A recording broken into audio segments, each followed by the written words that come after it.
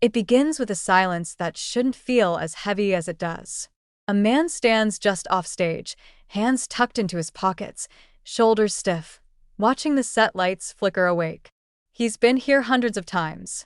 He knows every board in the floor, every echo in the rafters. But today, something is different.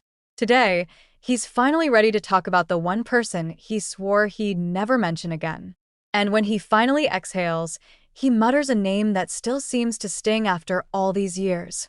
Gary Burghoff. For decades, fans wondered why he avoided interviews, why he dodged reunion specials, why he tensed up the instant Gary's name floated into the room. And for just as long, he refused to give an answer. Some things are better left alone, he'd say. But were they? Because buried beneath the nostalgia, beneath the laughter and the applause, was a story no one expected. A story of two men whose paths collided in ways that left scars instead of memories. It doesn't start with hate. That's the first twist. In the beginning, there was admiration. Genuine admiration. He used to say Gary was gifted in a way that was impossible to imitate, that the innocence in his eyes, the awkward humor, the way he could steal a scene with a single glance, it was all effortless. And for a while, watching Gary work felt like watching lightning in a bottle, but lightning can be blinding up close. And the closer he got, the more complicated things became. There's a moment people still whisper about. A day on set when everything shifted. It was late in the afternoon, the kind of day when tempers shorten and patience thins. He had one line, a simple one, barely a few seconds on camera. But Gary kept interrupting the scene, stepping in front of him, cutting off his moment again and again. At first, he laughed it off.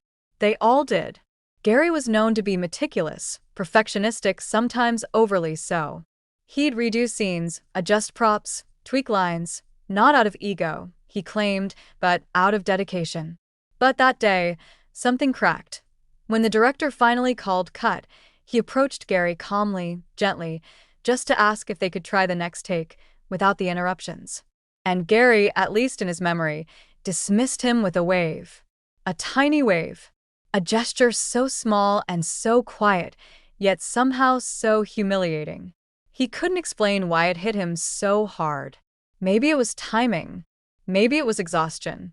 Maybe it was something far older, something that had been simmering for years. But in that second, respect curdled into resentment. Still, resentment isn't hate. Hate takes time. Hate takes repetition.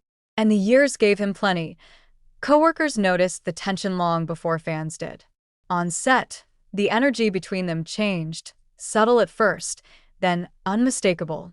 One would enter a room, and the other would find a reason to leave. Scripts arrived, and any time their characters shared a scene, he'd go quiet, fingers tapping the table, eyes narrowing as if he were searching for some silent escape hatch. Yet the strangest part was that Gary seemed unaware. Or maybe he pretended to be unaware. Isn't it hard to tell the difference sometimes? He'd walk up to him, smiling, offering suggestions, trying to lighten the mood, and the more Gary tried, the more it burned. Because trying meant he noticed. Trying meant he felt guilty. And guilt, he once said, was its own kind of accusation. There were nights he'd sit alone in his trailer long after filming wrapped, staring at the wall, asking himself why one man had gotten under his skin so deeply. Why this annoyed him in ways no one else ever had. Was he jealous? Fans have wondered. Co-stars hinted at it. Gary was, after all, the breakout star, the one audiences adored instantly. He had the charm, the vulnerability, the timing. So, was it rivalry? Was it insecurity? Or was it something darker, something more personal? He insists it wasn't jealousy. He insists it wasn't ego. It was the way he made me feel. He once whispered off camera, voice thin, trembling in a way viewers never got to see. Like I didn't matter. But how could Gary Burghoff, of all people, make anyone feel that way? Gary, the actor fans saw as sweet, quirky, lovable. Gary, who seemed incapable of cruelty. That's the part people struggle with.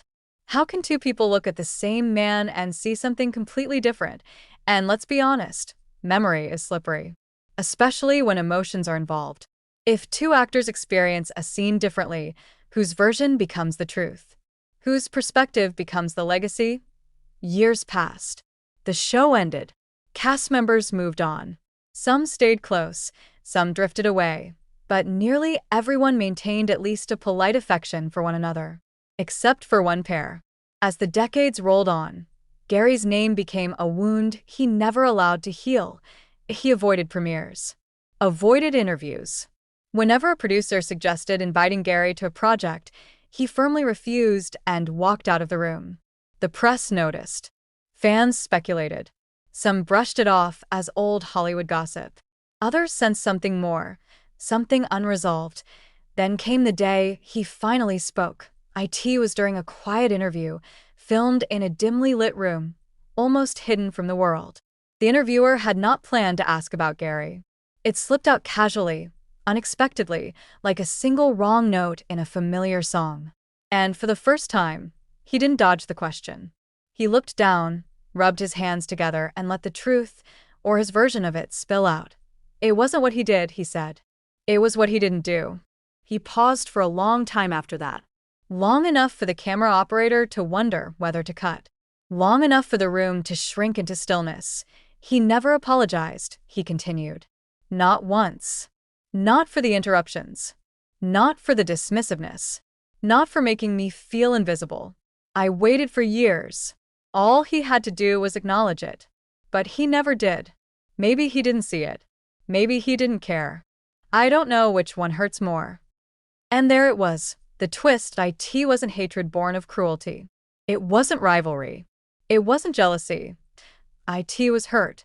Deep, unspoken, unanswered hurt. The interviewer leaned forward, gently, cautiously, asking whether he ever considered reaching out to Gary himself.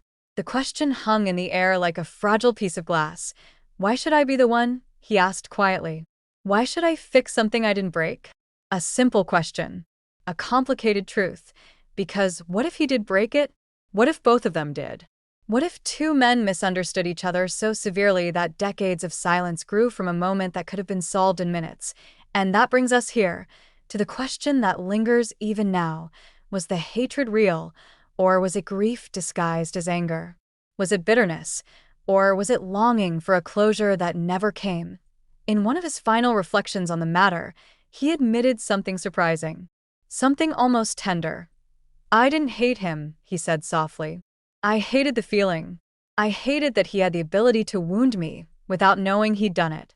And maybe that's the real reason. Maybe I expected more from him than he ever realized. Isn't that how so many conflicts begin? With expectations never spoken and disappointments never addressed. We might never know Gary Burghoff's side of the story. Maybe he carried his own hurt. Maybe he regretted things but never found the courage to say so. Maybe he was completely unaware until the day he heard the rumor that someone he worked with, someone he believed he'd gotten along with, had quietly resented him for years.